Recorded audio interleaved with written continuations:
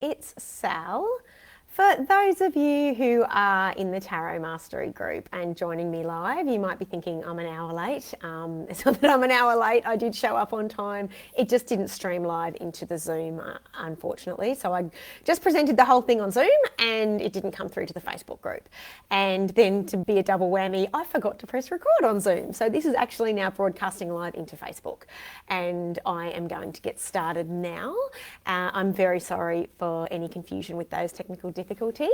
So if you are joining me for the replay for today's free tarot seminar, then that means you'll be on YouTube, and I highly recommend you hit the subscribe button so that you will always get access to these when they come through. Or if you go into saljade.com and go into the freebies and click on the free tarot training, then you'll always be able to join me live either on Zoom or here, except for today when the technology didn't work. But you will also get access to the replay via emails as well. So that's a little bit more reliable if you're looking for that. So today I've got a really exciting seminar lined up, and the reason I know it's exciting because I've already done it. I just did it an hour ago on Zoom before I forgot to press record. So I'm going to be covering the topics of pregnancy and the tarot. So how you can manage this if you are pregnant, or how you can answer questions about pregnancy if you are reading for someone who wants to know about pregnancy. I'm also going to be talking about the Five of Cups and how it can be a positive card, even though it does talk about grief and things that are a little bit more scary or tragic. I'm going to be talking about how you can bless and cleanse your cards when you are giving readings, before readings and in between readings. I'm also going to be talking about boundaries and questions, and that's something that actually just came out from that Zoom session. And I'm going to be talking about how many cards do you need to get an accurate spread. So before I get started, I would just like to thank the following people. So please, big shout out and gratitude for the following people who took the time this month to review Tarot Card Success and some of my other courses on Udemy. That makes such a huge difference to being able to keep creating courses for you and keeping this group open for you. So thank you so much for that. To Crystal Jones, Sonia Smith, Tina Gunnison, Surinder Singh, and especially to Emma Davies, who did a really big, huge, detailed one. Thank you so much for that. That means such a lot to me. And if you do ever get a chance to pop in and pop a review, it means so much to me. So thank you for everyone who has ever given me a review. So I'm going to get started. If you are here joining me live in the Facebook group, can you please just pop in, hi, I can hear you, Sal, so that I know my technology skills haven't completely gone to rubbish after today's two mess ups.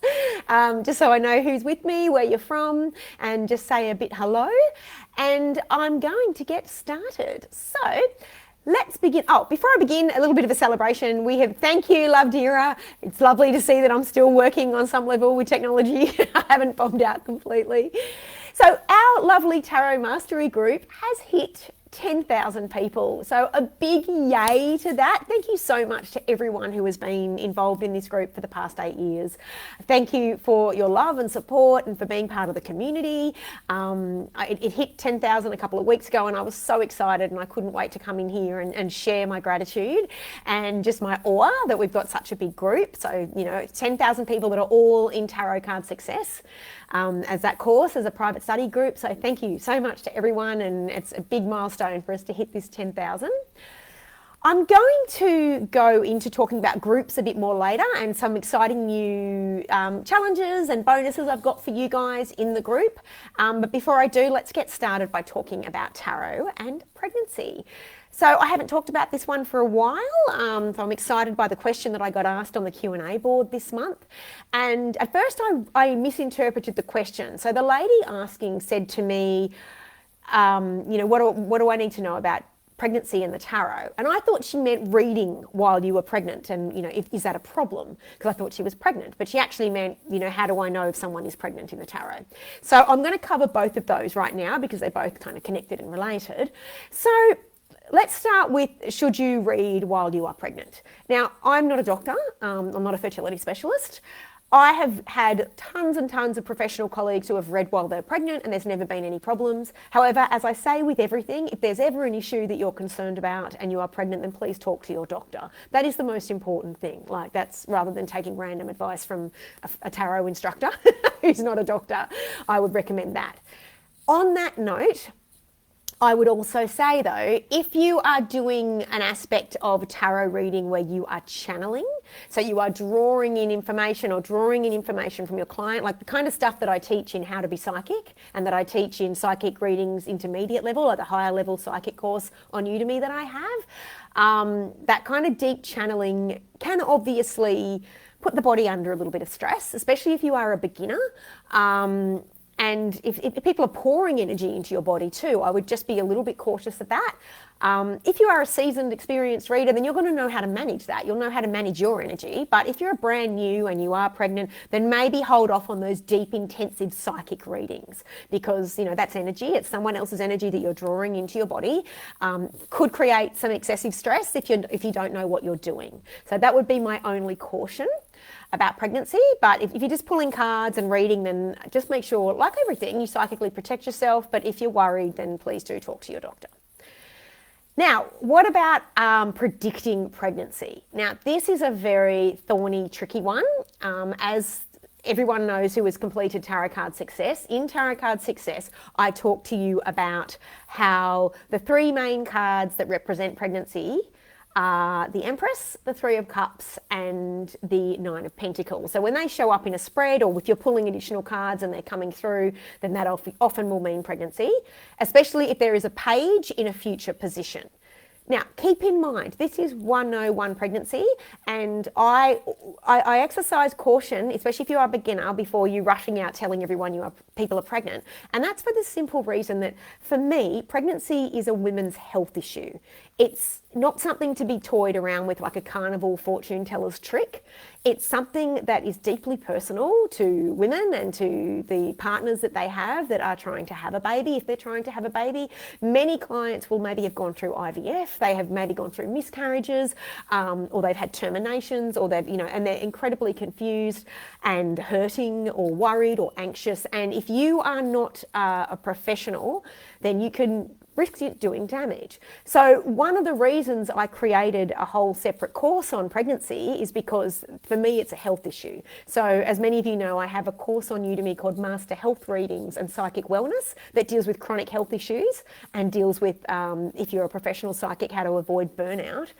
And I have a whole huge section, one big massive module dedicated to fertility, dedicated to pregnancy, dedicated to predicting pregnancy, and some of the complications and ethics that are involved in that. So if you are considering being a professional reader, or you want to go higher with questions about pregnancy, I do recommend doing that course, because I've given a lot of positive feedback where people have said it's really improved their readings, but it's also improved their understanding that pregnancy is a women's health issue, not a psychic toy to be played around with, and it requires a lot of sensitivity and delicacy.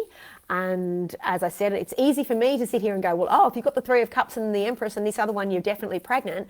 But the complication with pregnancy, as many people know, is that often women can be pregnant and not realise it, or they can lose their baby and not realise it, or there's a high degree of miscarriages that women have, and that can be very traumatic. So just because you see a pregnancy in the cards doesn't mean it's going to be a full to term baby. So that's why it does require some delicacy. It does require some sensitivity. So I do recommend, if you are interested in learning more about pregnancy and going into a bit of a tarot healer role and being there for your clients on a different level and supporting them, especially in fertility issues, that you look at the Master Health Readings and Psychic Wellness course as I deal with that. But yes, on a very basic level, and I would always say it with caution, please say, listen, remember, this isn't exact science. I'm not a doctor. Go to the doctor if you want to know if you're pregnant. But, if you get those cards and there's a chance that there is a pregnancy or there is a child around this person. So I hope that helps clarify and clear that up. And also, I've mentioned before, like, if people treat you like you are a carnival trick when it comes to the tarot, like they come to you and they say, my period's due in 2 days. Am I pregnant? Those kind of things for me, I go, look, the tarot is a spiritual tool. It's here to help you in every level, but you could just probably wait until 2 days, and if your period hasn't come, then do a test. Like, try not to use the tarot in replacement for solid medical, like what we have been given by the universe as an amazing gift, which is the way we can tell we are pregnant. Like, because again, as I said, pregnancy is tricky. You might be pregnant, but it might not show, or you might lose it quite quickly. So they're just some of the complications and things that can happen with pregnancy. Please be cautious when you are reading. These are people's lives you are playing with, and I know as a woman myself personally, like, it's really important that there's sensitivity exercised, and if you're ever not sure, if you're uncomfortable, then please say that, and I'm gonna speak to that a little bit more as we go through about answering questions that you're not comfortable with. So I hope that has helped anyone who's a bit confused about pregnancy. If you're at that very beginning level, I do suggest holding off for now until you feel much more experienced and confident with the cards before rushing out and predicting that, and just being aware that if you are pregnant, I don't have a problem. I don't see personally that there's a problem with reading tarot if you are pregnant. So I hope that has helped. Now, as always, if you have questions for me along the way, pop them in the comments. I will get them towards them at the end. If you're watching this on YouTube, I will just put #replay and I will get back to those questions. And also, please don't, if you need me on a deeper level that's a bit more personal, then just reach out to team@saljade.com and I can answer your emails that way as well. So now I'm going to move on to the topic of the Five of Cups. Now, this card has come to mean a lot to me lately. I've been through a recent bereavement and had some upheavals and grief in my life in the last few months. And it's been such an interesting journey because I know even after, nearly 15 years of reading professionally, I can still see the Five of Cups pop up in my future or in my clients and go, nah, no, I didn't want that. I didn't want grief and loss and tears and disappointment, and we can get a bit victim-y. Haven't I suffered enough? Like that. But I know that the magic of the Five of Cups, and this is how I would like you to help you with the Five of Cups with your clients, is that if the Five of Cups shows up, then yes, it is indicating there is a very strong chance that something that you have been deeply emotionally attached to is not going to work out. And that could be the dream of a business, and it might be temporarily, by the way. It might not be forever, but it could be a relationship or someone you've been dating on Tinder, or it could be a friendship that's fallen apart. It could be anything like that, like you apply for a house and you don't get it. So it suggests that you need to emotionally let go of something, and there's going to be a period of mourning in your life. Now, the challenge with this is we often take this to mean failure. We often take this to mean we're going to be grief-stricken for months and months and months and the world's ending and we're never going to love again or have our dreams again and they're all broken and shattered, and it might feel like that for a bit. But part of the incredible experience of our humanity is that we need to go through some of those griefs and those upsets, and we need to feel grief in our body. Like, we need to feel what it's like to have our heart break and to have disappointment and loss, because that builds our resilience and it also builds our level of self-love. Now, when you get a client that gets the Five of Cups, or you get it yourself, what is the tendency to do is to kind of smother that with platitudes like, oh, it's all right, you'll get over it and time will heal all wounds. And look, that is true. But I will often tend to say to my clients and myself, I'll go, okay, this is it. This is the time to grieve. Grieve, cry, mourn. Give yourself that time. This is a legitimate, wonderful human experience, and you will grow from it, and you will get something more if you allow yourself the space to grieve and allow that disappointment and feel it instead of fighting or resisting it. Let grief take its natural course. Then turn around and look at the two cups that are behind you. So in the Rider-Waite, it features as the two cups, and in different decks it might say something similar, because those two cups are saying to you that actually there's something really powerful that is going to come out of this grief. And you may not see it now. It may be invisible to you now because you are focusing on those three cups, which makes up the five. But the two cups are there. So you're, whatever that is, 2/3 of the way you feel wiped out. I'm not really good at maths. But there's still this other nugget that is behind you that you can turn around and take and embrace, but maybe not now. So give that to your clients and say that to them. Look, maybe not now, maybe in a week, maybe in a month, there will be something that comes out of this that is going to enrich your life in a way that you never imagined. and you are going to grow. And if it's if it's a relationship. So I talk about this a lot in the love readings course, Give Psychic Love Readings with Ease, when people ask that very famous question, you know, will we get back together? And is he meant to be my soulmate? And what does he think of me? And that Five of Cups comes up. I get them to do an exercise where I talk about the Five of Cups and I say, I want you to think about all your past relationships where you now look back on that and go, what were the 2 cups that came out of that? Yes, 3 was grief and maybe misery and heartbreak and humiliation and embarrassment and betrayal or failure or whatever. That was your legitimate human experience, but what were the 2 cups that came out of that? And that's part of the exercises and activities I do in that course to help my students understand how to empathise with their clients and encourage their clients to see the Five of Cups as being more than just oh no, it's not going to work out and I'm suffering now and my world's over. It's not that. It's something's deeper, beautiful things working behind the scenes for you. So really, really hold that space for that as well. So I hope that's helped anyone. Now someone, I think Natalie or someone just posted a comment that it disappeared. If you want to post your comment again, darling, please do. I don't know what that happened with that. If Facebook's just doing something strange or the internet's doing something strange, I apologise for that. So I hope that's helped anyone who's ever got that Five of Cups and for themselves they freaked out and thought they're ruining their lives or they failed, that there is gems and magic and beauty in the Five of Cups. So now, and again, please feel free to ask your questions as you go through this if you've got anything additional to add to this. I'd like to now talk about the concept of blessing your deck and of clearing your deck and cleansing it. So I often get asked this question, you know, how do I do this? And people can get very anxious and think, well, if I do it wrong, you know, like I'm going to give a bad reading. And for me, there's no tarot god up there that's going to punish you if you don't bless and clear your deck in the right way. For me, in fact, it's the opposite. There's a very intuitive magic that goes with creating your own way. And I learnt from someone how to do it on a basic blueprint level, and then I created my own intuitive ways that felt right. And I think that's a good thing because you connect more if you create more your own rituals. My only rule of thumb is to please make sure that you clear the deck if you can between each reading so that you don't, even if you just knock on it 3 times and wave a crystal over it, like whatever you can do, or even just pray over it, just to clear it so that you're not picking up the energy of the past reading as much as you can. That's a really important thing. Everything else to me is very intuitive. If you want to bring crystals in, if you want to bring prayer in, if you want to chant, if you want to play some music, if you want to breathe for 5 minutes and meditate, there's no right or wrong. If you're someone who goes, but I want something concrete, Sal, and I understand I'm a bit of that person myself sometimes, then if you go into my 2 latest courses, so Master Multiple Choice Tarot Readings with Confidence, or How to Read Tarot When You Struggle to Remember the Cards. So that's one of my recent courses. So people who struggle with memory or they can't remember the card definitions and they want to be more intuitive and they want to look at what's going on in just a couple of minutes instead of, you know, memorizing everything.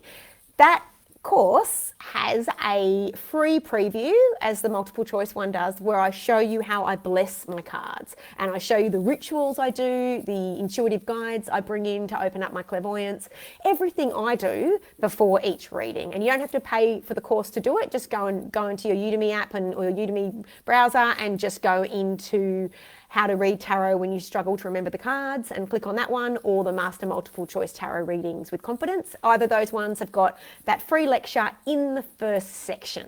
So you can find that. And if you are on the YouTube replay, I'll pop that link in here as well down the bottom. So I hope that has helped anyone who is looking to expand their process. As I said, no right or wrong, whatever intuitively feels good for you. And also just remembering that you can create your own, and that often will lead to even more deeper intuition and connection with the cards. So, and as long as I feel like you're doing something, as long as something's being done, that's good enough. So now I'm going to answer the question about how do I know how many cards I need for an accurate reading. So I recently got asked that on the Q&A board. Now, first of all, I always say, and I've said this a lot in the Master Multiple Choice Tarot Readings course about multiple choice readings, if you're making a life-changing decision, or you're looking at something that is really hugely life impactful, like, you know, taking on a new job, that's, you plan to be there for 5 years, or buying a house, or like choosing which person you're going to date out of the long-term relationships, like you've got two and you're trying to choose, then always do a deeper reading. Like one card is never going to cover enough of the journey to really encapsulate what your life experience with these deeper, higher level decisions that we make in our lives are. And so for me, it's the same with answering that question. You've always got to look at, well, how important is this question to me? Is this a lifelong question? The more lifelong and important it is, the more cards you need. So if it's something like, dating someone on Tinder next week, then probably one to three cards is fine. But if you are looking at something like a significant, you've been in a bad relationship for a while and you want to know, should I stay in this relationship? Then I would do 7 cards or 10 cards and ask about the relationship. So that's my general rule of thumb, is how important it is and how life-changing and dramatic it is to your life. Try not to answer these big picture questions with one card, because you'll never get the full picture from one card, because we have ups and downs, bad and good. And also you're gambling a lot, and that's not a good thing to do with the tarot. I love this. Some people don't like the structure of spreads. They go, no, I just like to do it myself, and I love that. If you're an intuitively driven person and you've got great connection to your intuition, please just do it how you like and pull it all out. But for most of us, I think the structure of a spread, especially as you're a beginner, like the horseshoe or the Celtic cross that I teach you in this course, or the relationship spread that I teach you in the love readings course, gives you the ability to go, okay, so what has brought these two people together in case of the relationship one, right? What is tearing them apart? What is their long-term future? What's their short-term future? So what have they got in common? Those things, like those kind of specific structural things can really enhance a reading's accuracy.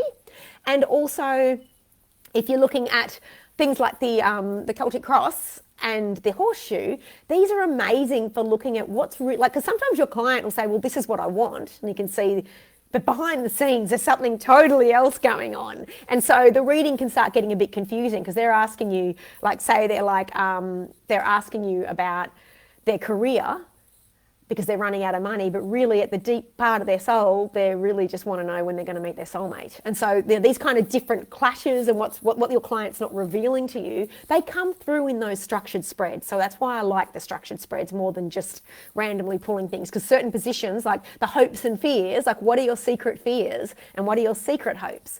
And the you card, like how are you feeling about this question? So those things really help give you more insight into your client. So that's why I like structured spreads, and that's why I like to have a little bit more bigger cards. Oh, thank you, darling. I will answer that question. Thanks so much. Yes, I'm seeing your question. Leave it there, and I'll answer it once I've finished this, and I'm nearly done, so I'll be able to get to it. That sounds like a great question. Something about your father, the caregiver of her father, who's 100 years old. Wow, that is amazing. Yes, I will answer that for you, sweetie. So now I want to talk about, I'll answer at the end, because otherwise I forget what I'm meant to talk about. So it's very frustrating for me and anyone watching. Now I'd like to talk about, have I covered everything? Oh, boundaries and questions. So this actually came up in the Zoom one that I forget to record. Someone asked a question about mental health, and she said she was a beginner and someone had asked her a question about their mental health and she felt uncomfortable. This is really important, and I can't emphasize this enough. You really need to make sure, if you're going to be, especially a professional reader, but even if you're just playing around with the cards for fun and with friends, that you understand your limitations. The problem with being a tarot reader is that everyone expects that just because you're saying, I'm learning tarot or I'm now a professional, everyone expects that you're going to read like you've been reading for 20 years. They think, oh, you know tarot. So it's the same as you learned how to use Excel, you should know how to do everything in Excel. And obviously there's advanced levels, and there's more higher levels that you go to within tarot. And when you're at the beginning, being asked really challenging questions like mental health, that's like... That can really throw you, and you can be in danger of getting stuff wrong and further traumatizing people. So what I always say with these kind of situations is I say, listen, it's really important to remember that I'm a beginner or I'm just getting started here. There's so many questions I'm excited to answer for you, but this one is probably beyond my scope of what I can do for you, and I don't want to traumatize you. So just be very honest with people with that, like be really honest about it. I recommend you go to a professional or someone who's maybe been reading for longer. There is always going to be questions you're going to be uncomfortable with, and if you want to be a professional tarot reader in particular, you need to get used to saying, this is not something I'm comfortable with. You may face hostility. People might go, what? You're a reader, you're a psychic, you're meant to know everything, you're meant to be omniscient, you're meant to be like God. And it's like, get used to just thanking those people and loving them and unconditionally loving them, but saying, I understand why that you would think that, but actually my skill set with the tarot doesn't go to that. That's not where I'm comfortable. I'm just not comfortable answering that question. And get really comfortable with getting used to saying that. And people might judge you, let them judge you, that's not your business. So yes, if you find that you're getting asked questions that you're really uncomfortable with, just say really politely, no, look, I'm sorry, that's not for me. And if it makes you feel any better, I say no to mediumship readings. So those of you who have done How to Be Psychic, where I talk about connecting with your guides and channeling information and working with oracle cards, I don't do advanced level mediumship. And that's for the simple reason that I only ever studied at a beginning level.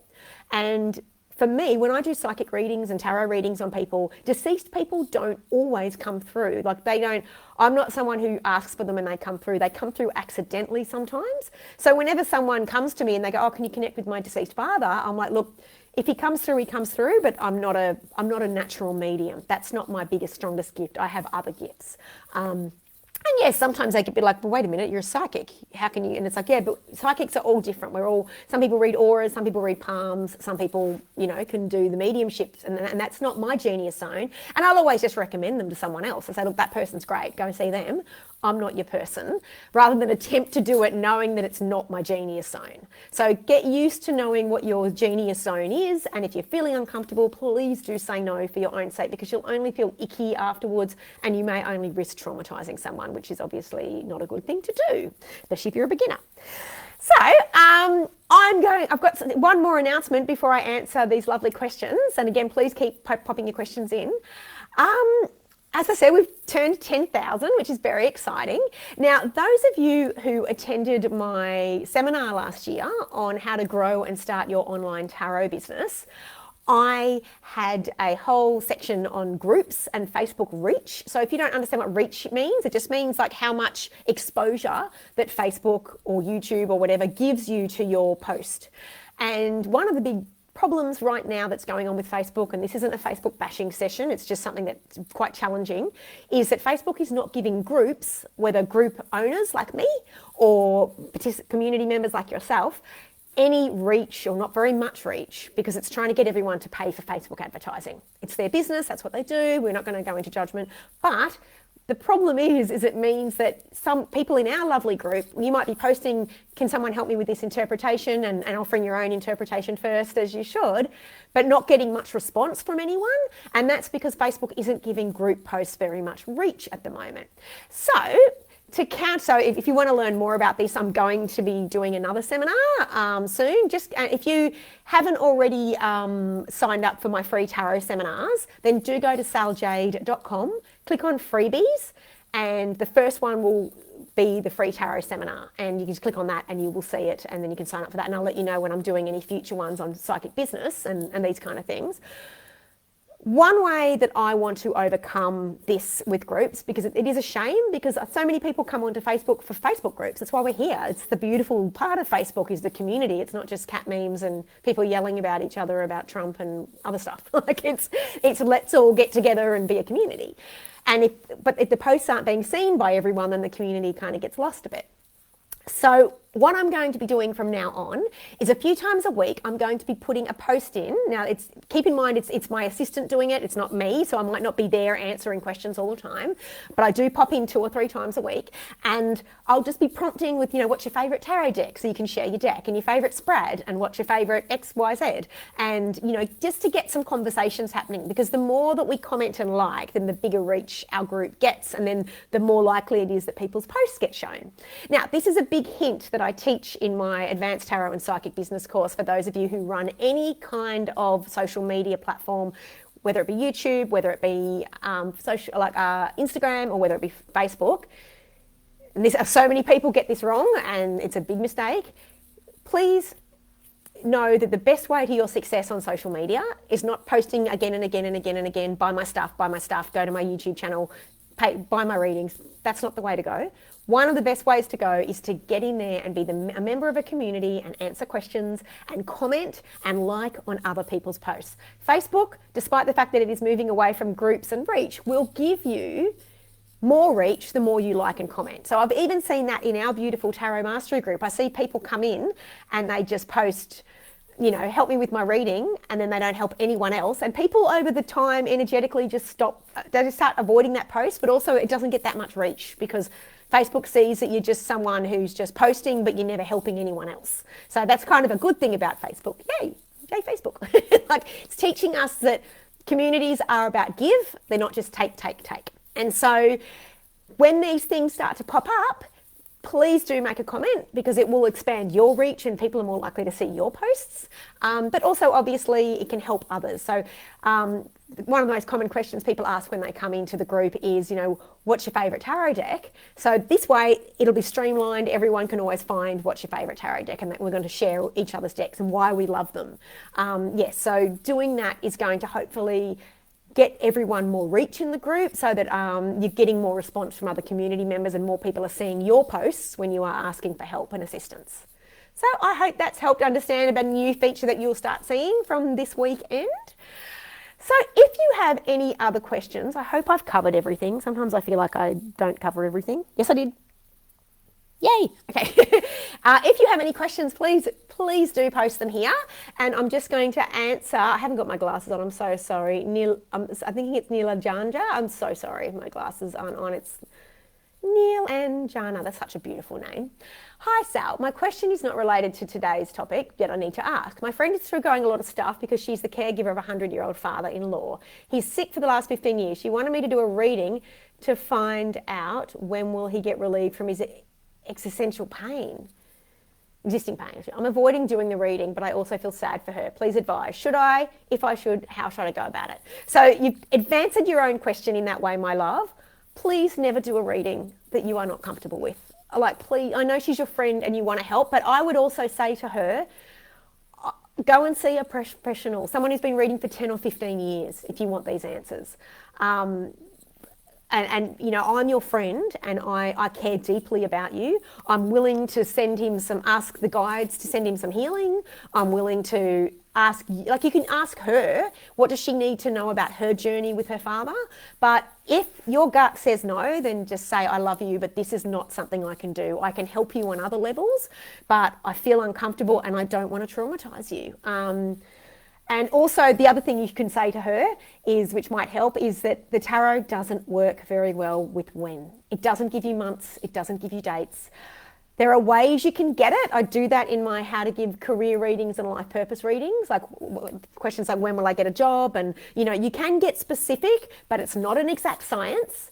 And especially with someone who is in a lot of pain, I would never want to say something to them. And if I get it wrong, and they're going to still continue to be in pain.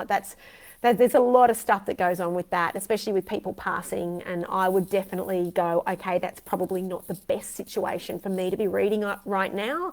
This person needs a much more detailed professional. And again, the when question can be tricky. I would always ask the question, what do I need to know about this pain? And then I teach you that in the health readings course. So you could go and look at my health readings course with that, but it would show you how you can recognise that there's shift in health issues and improvement that can come through. But the when is a bit tricky. So, and it's more of a psychic question. So what I mean by that is more of tuning into your guides and getting a bigger picture thing. But yeah, if you're uncomfortable, I would not do it. That's my first rule of thumb. I would just hug her, tell her you love her and have sympathy for her, and maybe get her to work, if you can, depending on how open she is, but maybe get her to work a little bit about her journey with this man. I mean, what is the karmic thing between them where she is forced into this situation with her compassion, and to give herself some time out with some compassion fatigue too, because this is obviously something that's probably wearing her down a lot. I've saved you. Thank you. You're so fun. Awesome. Yes, follow your gut with that one. So I hope that has helped everyone. Thank you for showing up today. And again, if you've got any questions, reach out to me. If you are looking for more free tarot resources, do go to saljade.com and click on the freebies. There's loads of stuff in there. And if you need my help on any level, just reach out to team@saljade.com or post your questions on the Udemy Q&A board. Thank you so much for joining me. Bye.